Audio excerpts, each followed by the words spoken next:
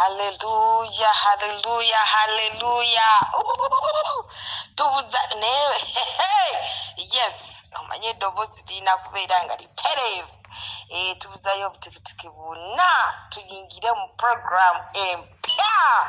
Mukama waffe yeebazibwe. This is Canaan Land Family Online Church Ministry International. Gonna gaffe ago tetulina bye tujjako. Tulina banaye, tulina programu empya. Twebaza Mukama olw'omwoyo omutukuvu atulungamya. Mukama waffe yeebazibwe. Tulina programu empya. Oh my God, injiyite ntya? Owaayi tuula okalira ogyerabireko. Mukama waffe yeebazibwe.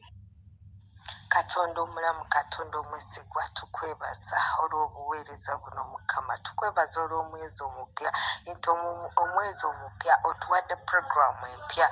Mukama, ekitiibwa n'ettendo kikyo mu linnya erya Yesu Kristo Omunnazaaleesi, omwana wa Katonda omulamu, kabaka w'abakabaka, health package, nga buli lunaku tugenda kukwatako ka health tip.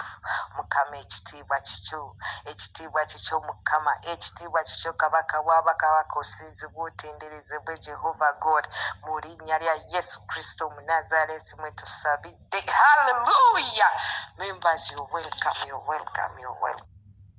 Abooluganda, nyongera obbakulisaayo mu intercession day weewaawo, era nga mbakulisaayo ne mu overnight gye twayitamu on 31st. Mukama abawe omukisa era tuyambe tweyongere okuyimiriranga mu butukuvu awamu ne mu butuukirivu.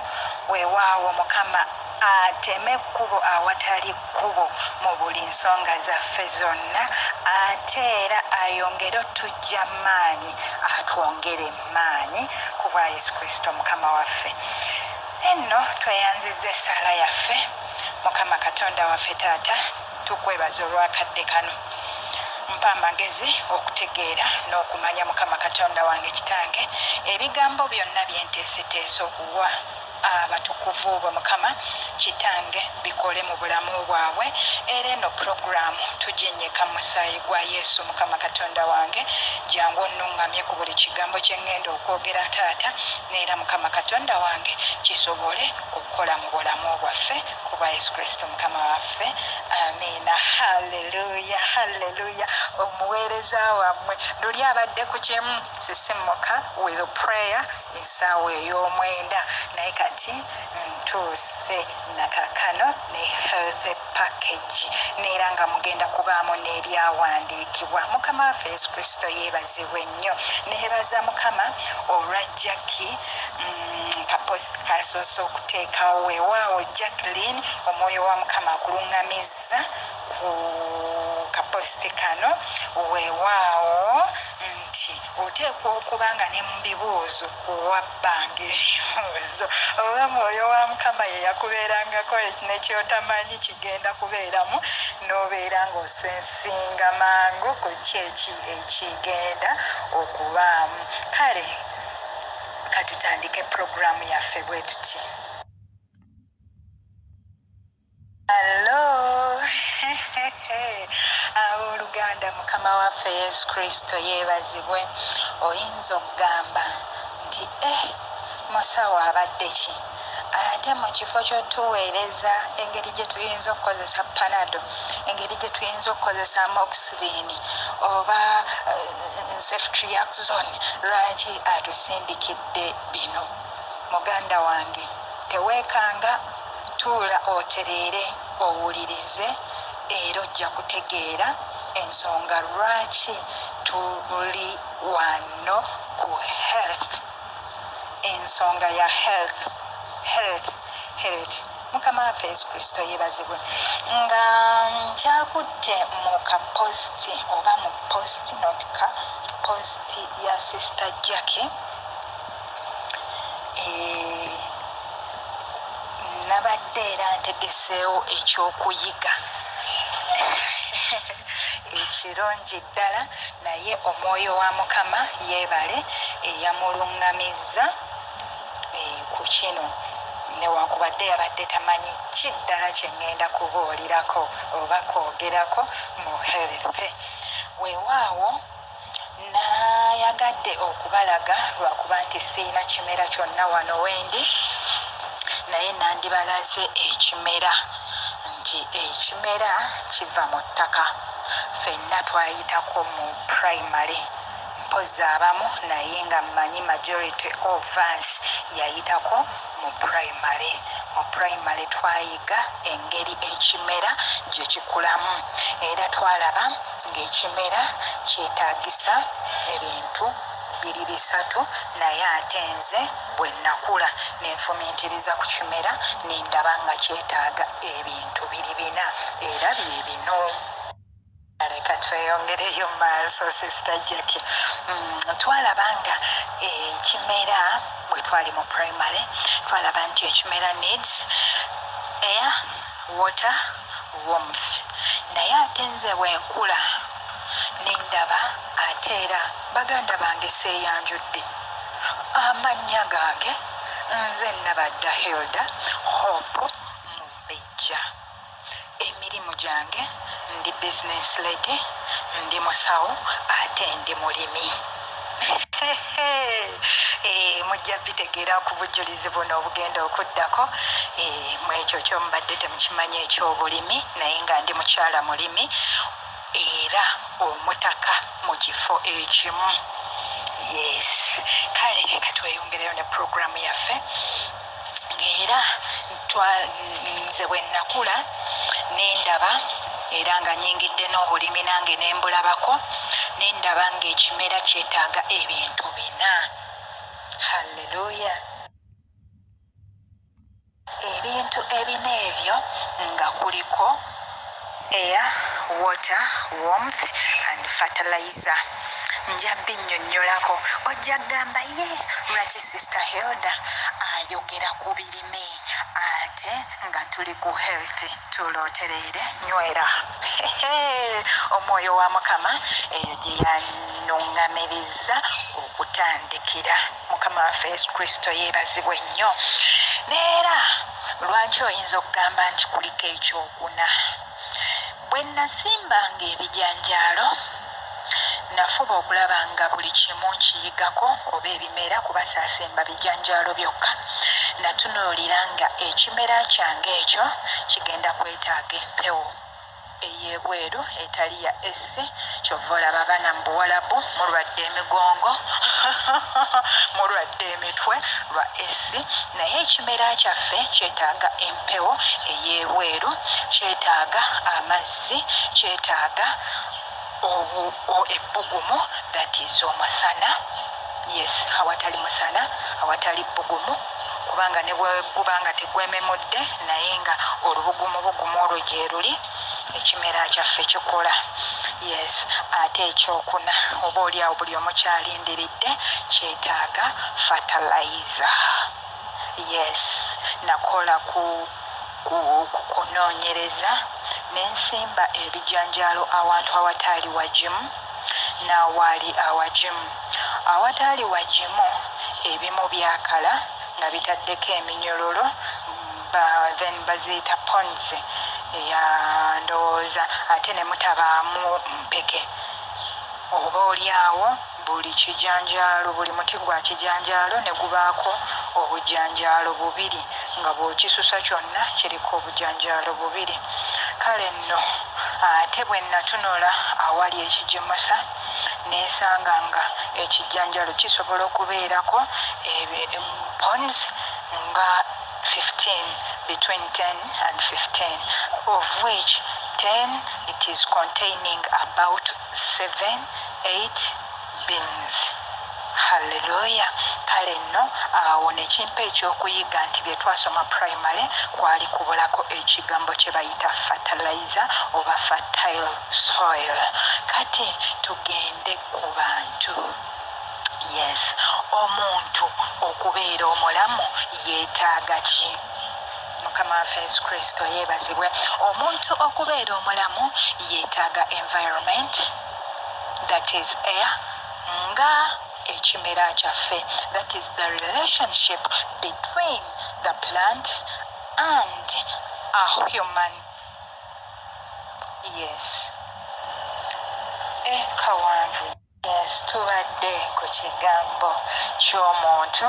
Ate omuntu yeetaaga ki okubeera omulamu obulungi, nga tawotose, nga talwadde. Ndowooza bikiwotoka mbiwulira ebyo bya bulimi, atalimangako tasobola bimanya. Ekintu okuziŋŋama ne kikala ne kikwatibwa endwadde kiri mu bya bulimi. Naye omuntu yeetaaga ki? Omuntu yeetaaga ebintu bina ebyefaanaanyirizaako n'ebyekimera. Halleluya, halleluya. Mukama waffe Yesu Kristo yeebazibwe nnyo. In fact kano kankakwantiremu akapositi ka Sister Jackie. Kale nno bwe tutyo bwe twetaaga kye bayita air nga bwe kiri ku plant. Twetaaga clean water. Yes, with air, neera tetwetaaga air of conditioner. Air conditioner, no. It is not health.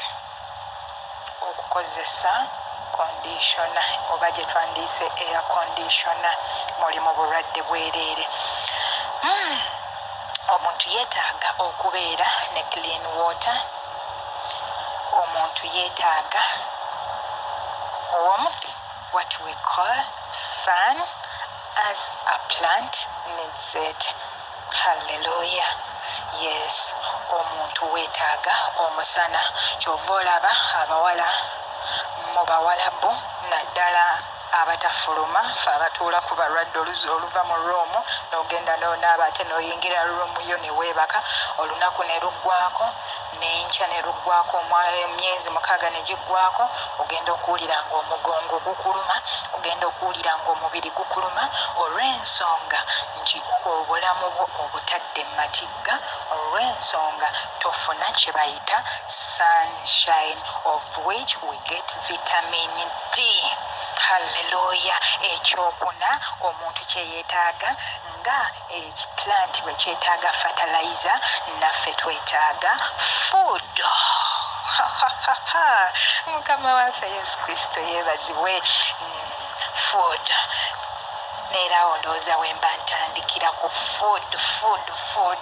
Mwoyo mutukuvu nnuŋŋamya ku kyokuyiga kino ekiyitibwa ekyetaago ky'abantu nga kikwatagana n'ekyetaago.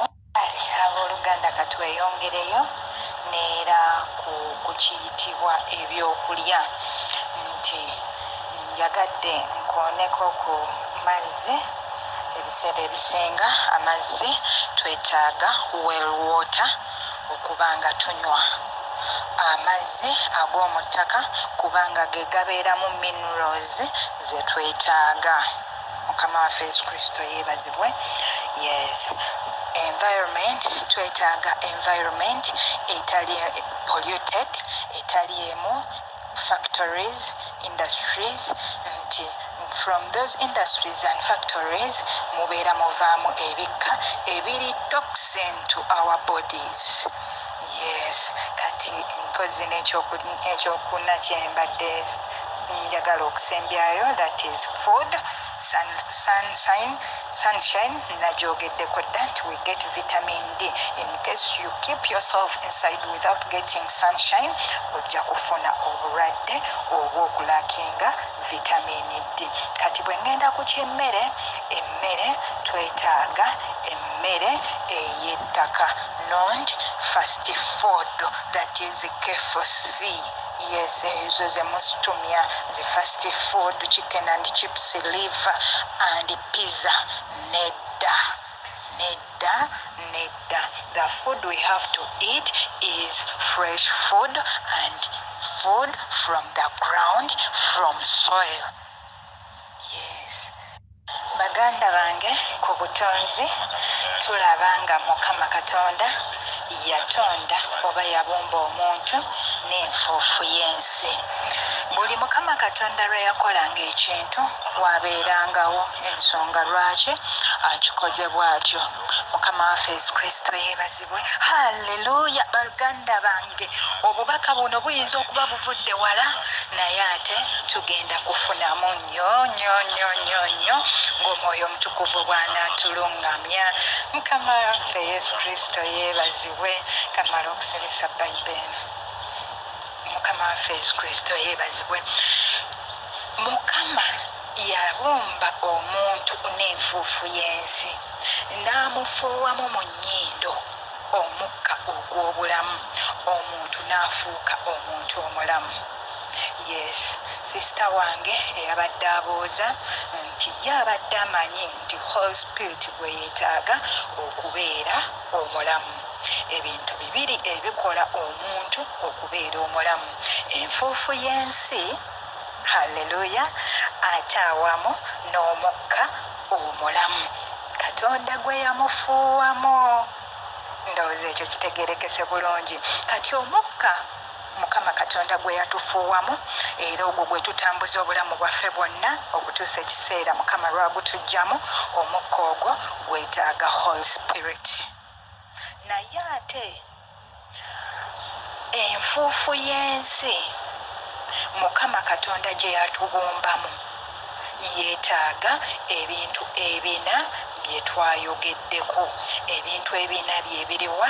Empewo, yeetaaga amazzi amayonjo. In fact waggulu owandiise bulungi nti air, naye ate it must be clean air, pure air, not air of air conditioner, not air of polluted environment, but pure air.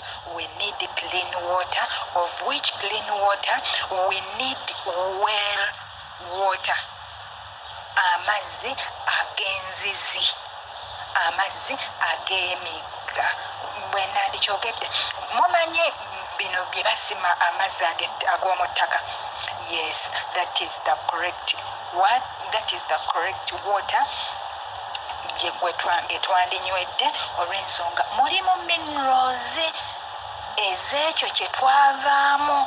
Mukama waffe Yesu Kristo yeebazibwe. Jjukira twava mu nfuufu. That means whatever we put in our body must be from soil to be alive. Haleluya. Mujja bitegeera nyabula. Kale nno tweyongereyo, twetaaga sunshine, warmth oba vitamin D.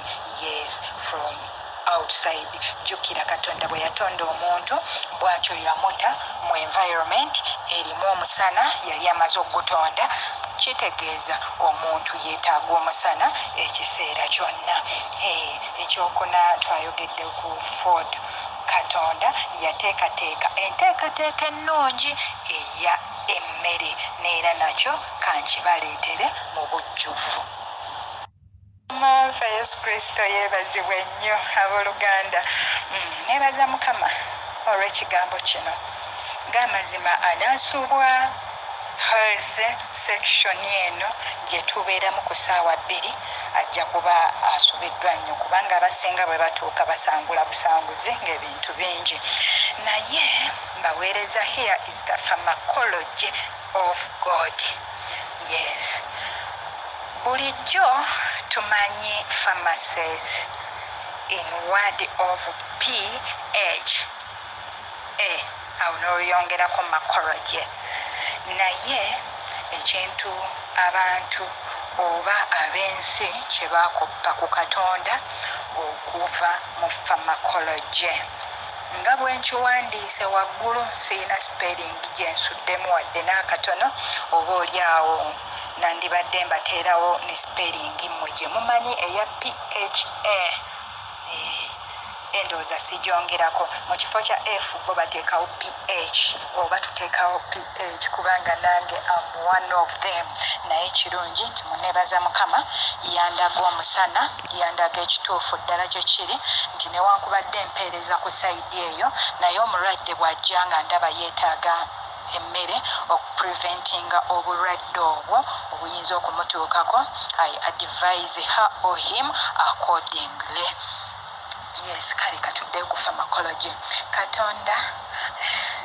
Katonda alina pharmacology gye yateekerateekera omuntu. And what is that?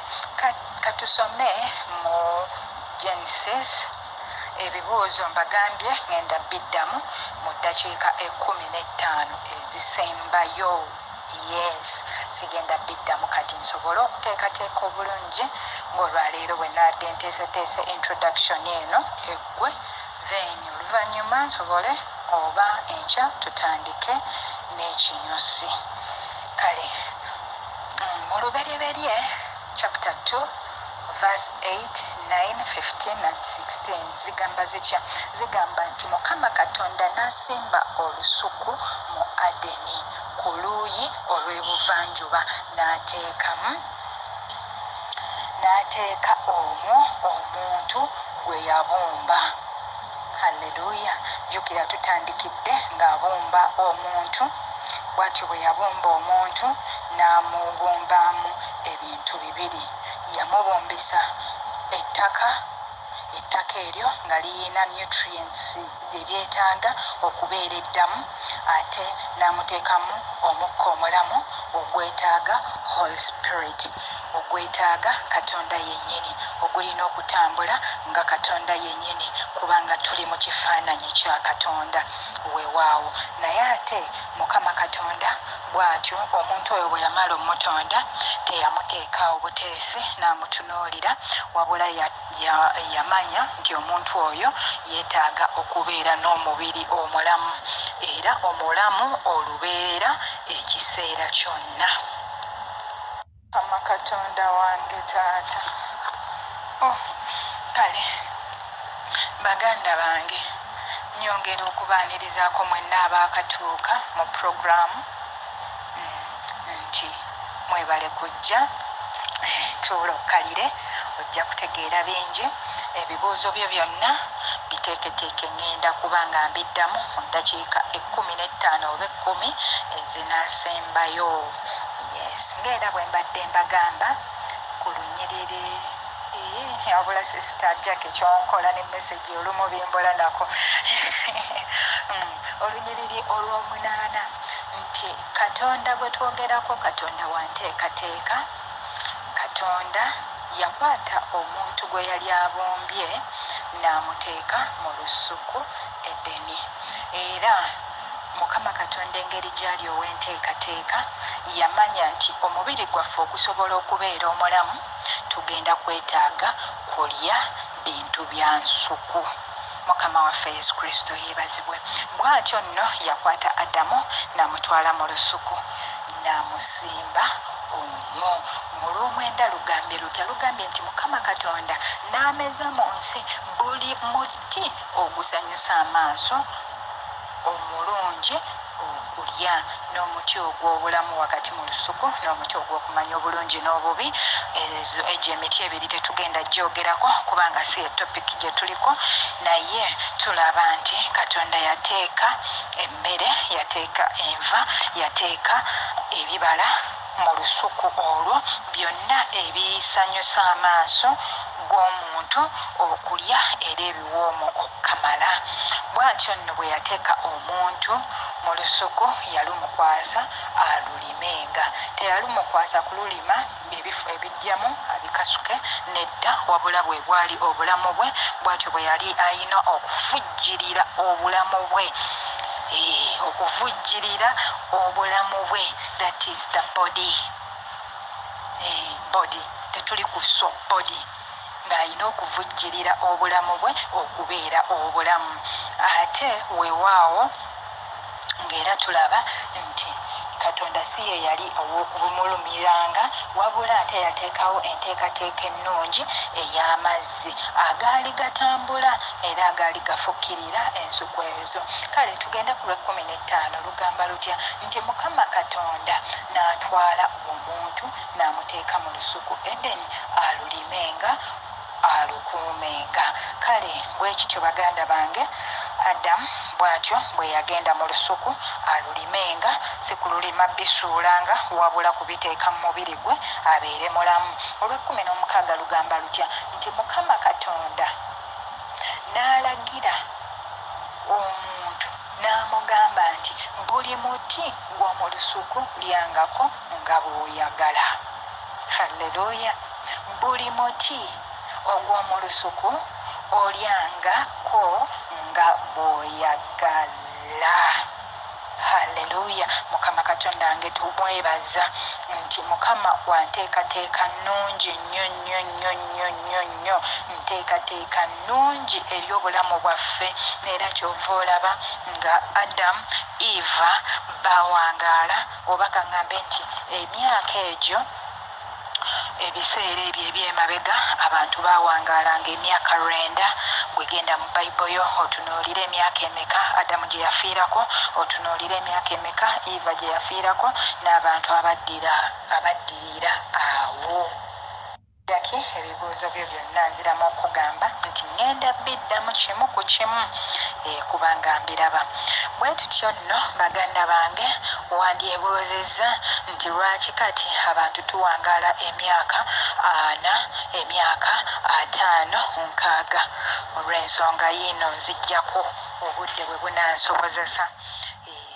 Bwe tutyo Mukama Katonda bwe yawa omuntu okukuuma olusuku awamu n'okululyangamu n'okululima, Mukama Katonda nga bwe yakola enteekateeka eyo, bwe batyo Adamu ne Eva baalyanga era baalinga basanyufu olw'ebibala ebyalinga mu lusuku lwabwe lwe balima, olw'emmere eyalimu yonna. Bwe kityo nno bwe baayonoona ne bagobebwa ebweru w'olusuku. Naye ate ekyo tekitegeeza nti nno ensi yali teriimu biki byali mu Edeni. Byonna nga bwe byali mu Edeni byalimu mu nsi, era mu ebiri ebisinga obungi bye twogerako kaakati. Halleluya! Mukama abawe omukisa mwenna abawuliriza baganda bange ekigambo kino. Mukama abayambe kibeere nga kitambulira mu bulamu bwammwe oba nga mukifunamu, kireme okuyitawo obuyisi. Bwe kityo nno baganda bange bwe bamala bagoba mu lusuku Edeni, esitoola eyo yonna mugimanyi. Bwe batyo baafuluma ne batandika cultivatinga anti oluganda mu luzungu, ensi, the land, ettaka. Bwe batyo ne batandika ng'okulima, era still ebirime ebyali mu lusuku Edeni, just 2 plants which they didn't go out with. Omuti ogw'okumanya obulungi n'obubi n'omuti ogw'obulamu bye byokka ebyasigala mu Eden. Naye emiti egisigadde gyonna gyalimu mu nsi. Ebibala byonna ebyali mu Aden byalimu mu nsi. Emmere yonna eyali mu Aden yalimu mu nsi, kubanga mu kufuluma Aden tebaafuluma na nsigo yonna nti bagende gye banaatandikirako okusiga, nedda. Kale nno baganda bange, bwe tutyo bwe tujja mu nsi, oba bakadde baffe bajjajjaffe bwe bajja mu nsi nga tuvudde mu bulamu obw'okubeerera ddala supernatural, okubeera nga tetufa. Halleluya! Bwekyo bwengeri gye twalya ku kibala, kuba nange neebaliramu kubanga ekibi kyo kyangoberera ekyo, nkyasasulira ekibi ekyo kye baakola. Bwe tutyo bwe twamala okulya ku muti ogw'okumanya obulungi n'obubi, ne bagobebwa ne batandika ensi ey'okufa, of which Katonda ajjukira mu nsi yali ataddemu emmere eyina okubawa obulamu. Bwe batyo nno basigala balya emmere eyo ebawa obulamu, newankubadde baali tebalina kubeera balamu lubeerera. Omuti ogw'obulamu gwali gusigaddeyo. Mukama waffe Yesu Kristo yeebazibwe. Bwe batyo bagenda mu maaso n'okultivatinga ennimiro zaabwe n'okukola kye n'okulima awamu n'okulyanga ekyo ekyetaagisa mu mibiri gyabwe. Naye twebuuze, kyajja ddi okulaba nga abantu baatandika okulya ate ebisolo batandika ddi okulya enkoko, ennyama, bwe bityo ebintu ebivaamu omusaayi. Mukama Katonda bwe yanyiiga olw'abantu okukola effujjo mu nsi, bw'atyo n'asindika amataba. Stories zino in short olw'ensonga ffenna tuzimanyi, atagimanyi ng'addayo mu Bible ye Genesis otandikira na ku ssuula esooka n'olunyiriri olusooka paka Genesis lw'ogimalako. Kale tweyongereyo mu maaso, tulaba nti flood bwe yajja mu nsi, that was Noah, ye yasigalawo n'abantu abamu be yasigala nabo. Bagiyita flood kyenki amataba. Yes, amataba bwe gajja gayoza ensigo esinga, bwetyo emmere n'efuuka sikaasi nebeera nga temala bantu nga amataba gamaze okuggwako. Bw'atyo Katonda yakkiriza omwana w'omuntu okutandika okulya ku nnyama. Neera tulaba mu Leviticus, Exodus, ate awo nja kumala kuddayo mu kitabo mmala okulaba. Tulaba Mukama Katonda bwe yakkiriza abaana be okutandika okulya ku nnyama, okutandika okulya ku binyonyi, okutandika okulya ku kintu kyonna ekivaamu omusaayi, yateekawo obukwakkulizo ku biki bye bayina okulya at least. Naye nga kibeera beta okulya emmere ey'ensigo okusinga okulya eby'omusaayi, kubanga eby'omusaayi teyali nteekateeka ya Katonda.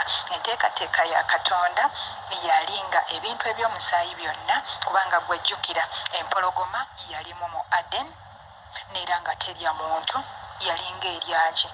Mu nsi temwalimu kuyiwa musaayi nedda, ng'era empologoma biki byonna engo zifiidinga ku grass. Bw'atyo nno ekibi bwe kyayingira mu nsi, empologoma ne zitandika okulya abantu, engo ne zitandika okulya abantu, kubanga waaliwo okuyiwa omusaayi, waaliwo okutandika okulya ekintu ekiyitibwa omusaayi.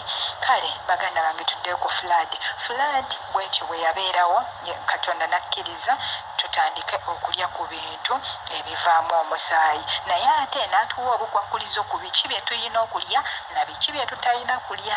Yes, ekitabo next time ngenda kujja nakyo ne verse ne chapter, neera bw'atyo bwe yagamba nti kino ekifaanana bwe kiti ne bwe kiti temukirya.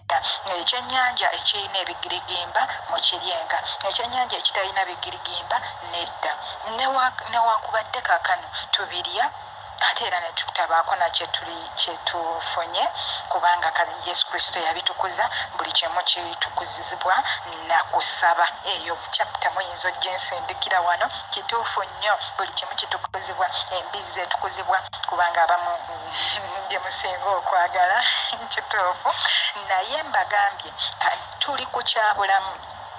Yes, ennyama y'ente si ya bulamu, ennyama y'embizzi si ya bulamu, ennyama yaki si ya bulamu nedda, si bya bulamu. Naye ate Katonda akugamba nti lya kale y'ente, naye ate y'embizzi gireke, olw'ensonga mulimu ekirungo ekitali kirungi eri bulamu bwo. This is health.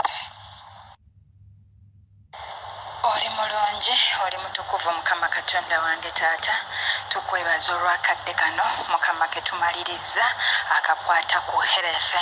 Mukama Katonda wange tukwebaza olw'obutonzi bwo Mukama, kubanga bwali bujjudde revolution ne kaakano era gye tulabako Mukama Katonda wange. Tuyambe tusobole okudda ku nnono zaffe, tuve ku bintu eby'ensi Mukama Katonda wange, tusobole okubeera abalamu era abawangaazi.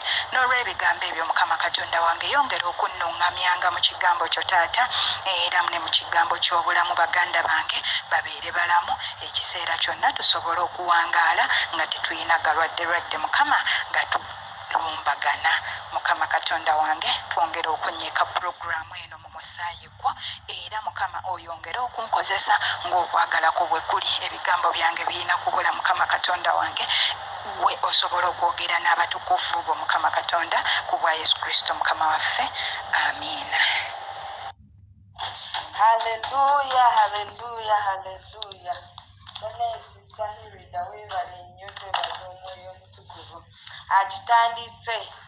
anaamaliriza omulimu omulungi gwatandise ogwa healthy package nga buli lunaku tubeerako naka healthy tipu tiza package naye buli lunaku tubeerayo nakatipu. Twebaza Mukama, twebaza Omwoyo Omutukuvu. Weewaawo obadde oleyinga the foundation notasobola kuddamu bibuuzo byetutandikirako olunaku olw'enkya. Hallelujah, byetutandikirako olunaku olw'enkya. Neno odi esembyeyo wengambye nti ebibuuzo biri awo byetugenda okutandikirako. Amen. Mukama akutuweere nnyo omukisa. Twebaza Katonda Mwoyo Mutukuvu, tumwebaza. Kaseera ka praise and worship tetwagala kumala budde bwonna. Hallelujah, twebaza Mukama. Mami Harriet, you're welcome. Mama Malaika, Elder, you're welcome. Brother Vincent, you're welcome.